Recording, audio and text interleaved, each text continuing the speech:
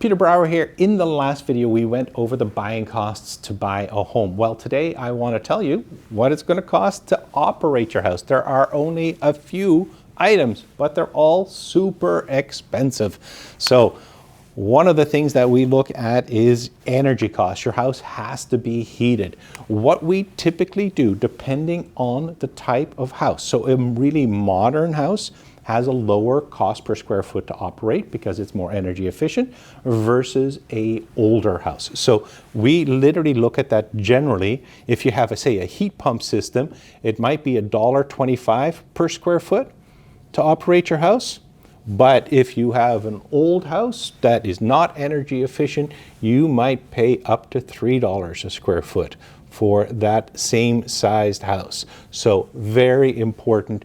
Lots of variance in this. When we are buying a house, we actually get the energy costs from the seller, so we can estimate what it's going to cost you so that you don't go broke or you don't freeze in the winter. That $1.25 to $3 a square foot is based on an annual basis. So say we have a 2,000 square foot house at $1.25 a square foot, that means you're going to pay $2,500. That same 2,000 square foot house, if you have an energy efficient house, could cost you $6,000 to operate. So it's incredibly important for us to know this information.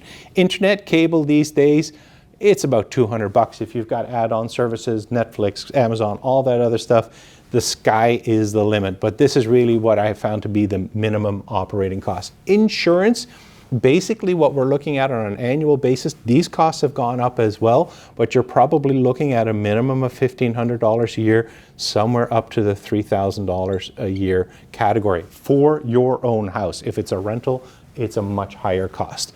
House payment, okay, so your house payment is based on your purchase price, and that's determined before you actually close. But this is an important consideration because we have two kinds of mortgages, variable mortgages and fixed mortgages. If you have a fixed mortgage, you know exactly what it's going to cost every month in that entire term. If you're going with a variable product, it literally can fluctuate. So this is the kind of conversation that we recommend that you have with your mortgage specialist, and we have excellent mortgage specialists that we can introduce you to. What's interesting here is your house payment. When you're trying to determine what kind of house you should buy, really 30% of your income, that is your actual mortgage payment that you can afford, and that's kind of what the banks have determined. And if you're looking, there's lots of calculators online that'll help you with that. Municipal taxes here in town, your typical rate is about 1.25%. It fluctuates, by the way, depending on where you live in HRM, so you're going to get specifics, but think 1.25% of your tax assessment that you're getting, and this can range, really realistically anywhere from $2,000 to $20,000 depending on what kind of home you have. But this tax rate has been consistent. This, of course, is determined by your tax assessment that you get on an annual basis. Water and sewer, this is really dependent on how many people you have in your house. So if you have a family of 4, you typically are going to spend probably about $1,200 a year. And that's about $300 a quarter. They come on quarterly cycles, these bills, for your water consumption. That is actually water and sewer. If you're on a well, you might say, I don't have those costs. Well, you still are going to have costs because you are going to have to perhaps pump out your septic system. You may need softeners and treatment systems for your well as well. So this is actually, quite frankly, when you're in the country and you're on a well, this may be quite frankly, double that. So you might spend $2,500 overall to operate your water and your septic.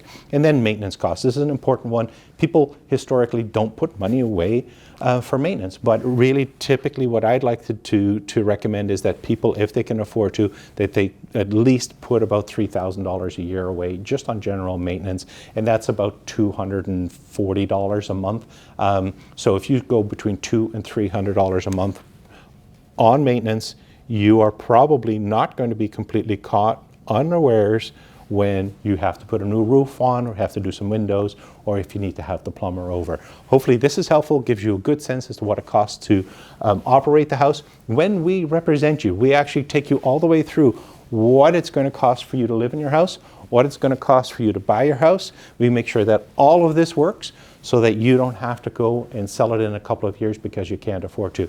Our responsibility is to protect you. That's our primary function as realtors. We love doing it. If you want to have a conversation, if you want to be protected on the buying side, reach out to us. We're here to help, and we love doing what we do.